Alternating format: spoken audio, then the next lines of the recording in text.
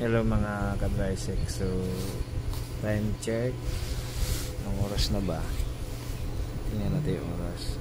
8:57. So ganito yung buhay namin pagka oras tapos ng trabaho. May mga nag-stay in kami para hindi na uuwi sa bahay dahil sobrang layo at saka nakapagod sa biyahe.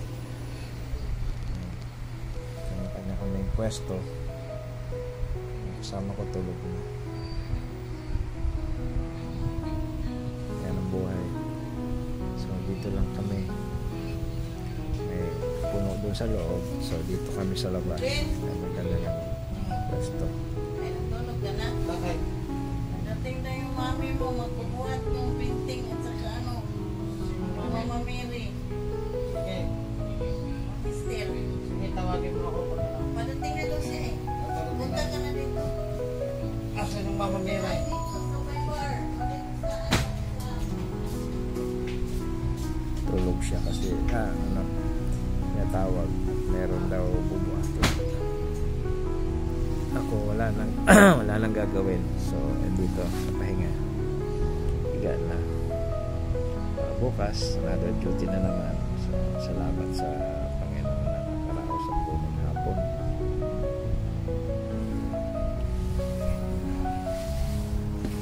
Ay naku, Diyos ko po.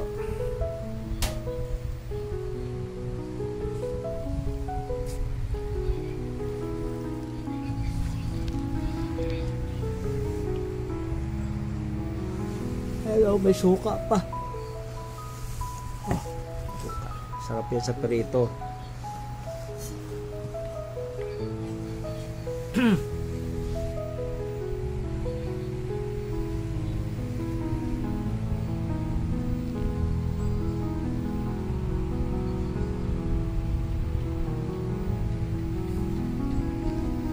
Buti na lang walang ulan.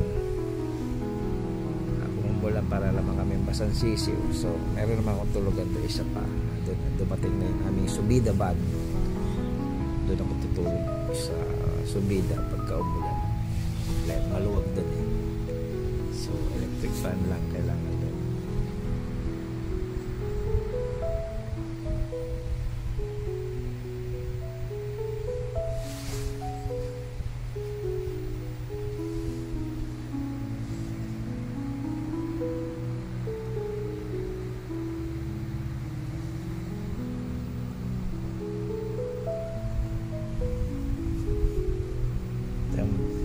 Ayan yung attire ko. Pajama, naka-medyas. Isang electric fan. Ayos na. Solve lang magdamag. Hindi na kailangan ng ano. Pero syempre higaan ko malambot. Hindi ako sanay sa patigas eh. Meron akong sariling kutsyon. Iwanan. Papaantok lang. Kaya tulog na.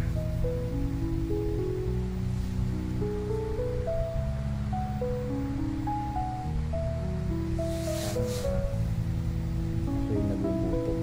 Nahanap ko ng pagkain. Aray ko, pagkabangon yan. Parang gusto ko magkape.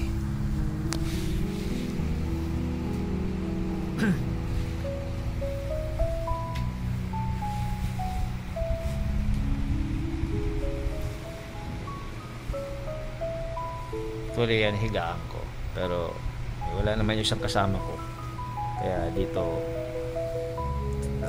ako natutulog.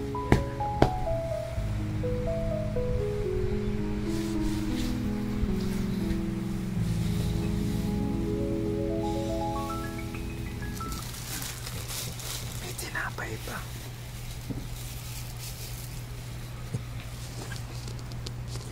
Ano to? Ang tawag dito? Uy, tumulo. Ano ba yan? Tumulo.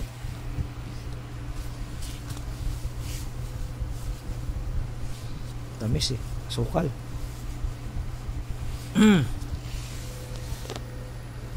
So Good night to all. Magandang gabi ulit sa inyo lahat. Tulog na tayo. Bye bye, good night. God bless you all.